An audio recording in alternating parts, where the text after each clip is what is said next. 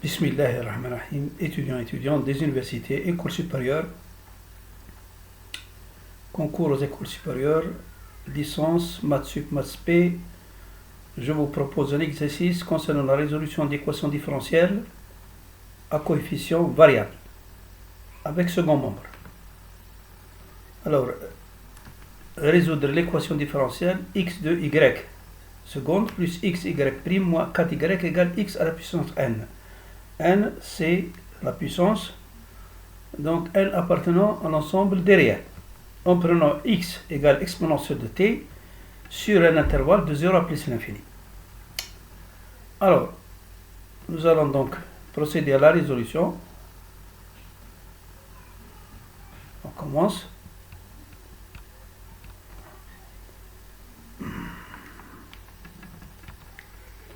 Alors, en posant x égale exponence de t sur l'intervalle, le t est égal à la fonction inverse, t égale logarithme de x. On va poser y de x égale y d'expansion de t égale z de t. Mais le t ici, c'est logarithme des périodes de x. Je vais calculer la dérivée par rapport à x de y. C'est y'. Ce sera donc z ln de x, mais en prime, la dérivée de toute cette fonction. Comme il s'agit d'une fonction composée, donc je vais procéder à la dérivée de la composante de ln de x, multipliée par la dérivée de z, qui est z' de ln de x. Y seconde de x, c'est quoi? C'est la dérivée de toute cette fonction. C'est le produit de deux fonctions, la fonction 1 sur x et la fonction z' de ln de x. Alors, je vais procéder, donc ce sera u, la dérivée de 1 sur x, c'est moins 1 sur x2, z' de ln de x, plus 1 de x, plus 1 de x, z, je calcule la dérivée de z' de ln de x, ce sera donc une fonction composée, ce sera donc la dérivée de ln de x 1 sur x par z seconde de ln de x. Ici, c'est z seconde, hein. Très important, pas oublier.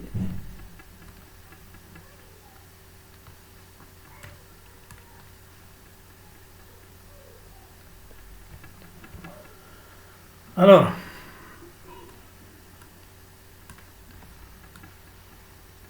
je vais avoir y seconde de x égale moins 1 sur x2, z' plus 1 sur z2, z au carré, z seconde. N'oubliez pas que z, c'est une fonction de t, de ln de x. Remplaçons dans l'équation initiale à résoudre. Je vais la remplacer, je vais avoir à z seconde moins 4z égale exponentielle de 1t. Puisque exponentielle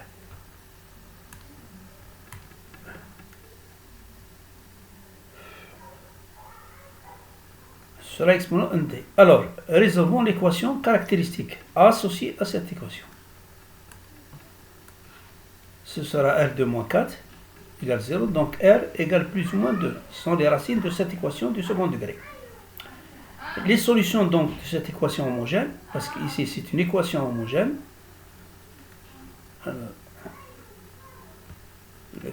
l'équation homogène, il ne faut pas oublier, c'est quoi? C'est z seconde moins 4z égale 0. La fonction caractéristique associée, c'est ça. Les solutions de l'équation homogène, comme vous pouvez voir,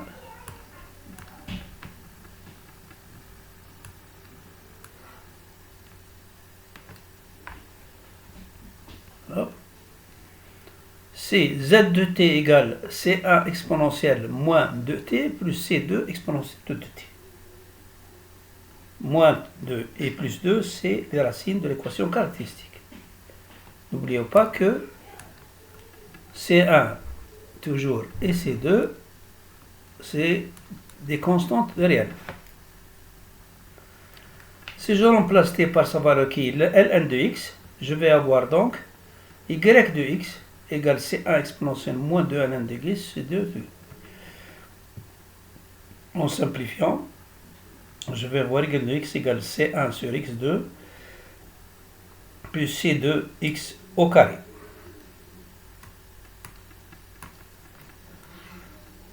Cherchons maintenant une solution particulière de la forme z de t égale lambda de exponence lt. Lambda, c'est une constante réelle, avec n différent de 2.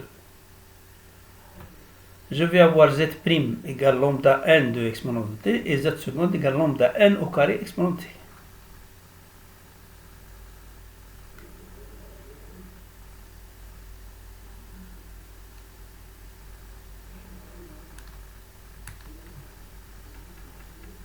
nt. Alors, je vais donc écrire ça, n.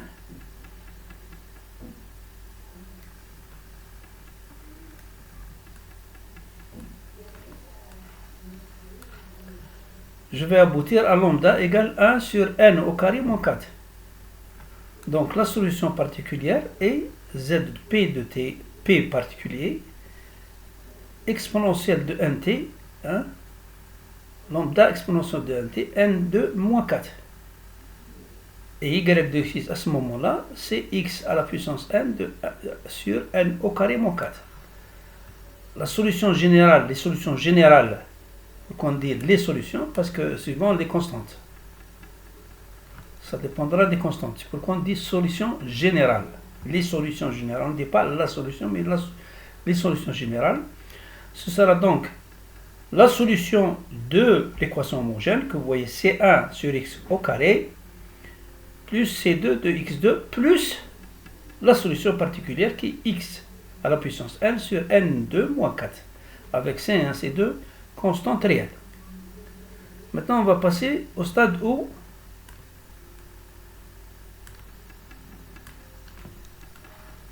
si n égale 2. Si n égale 2, la solution particulière serait de la forme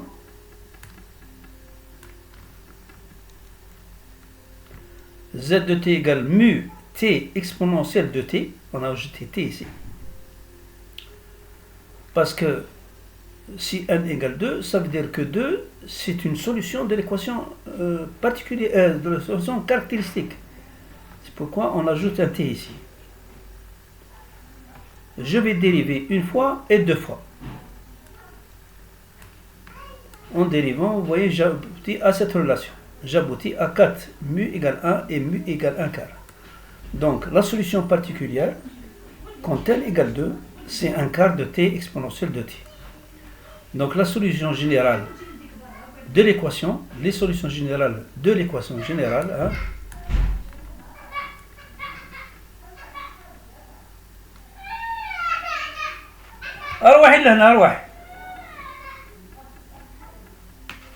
égale y de x égale c1 sur x2 plus c2 x2 plus 1 quart de x2 logarithme de x avec c1 et c2 constantes réelles.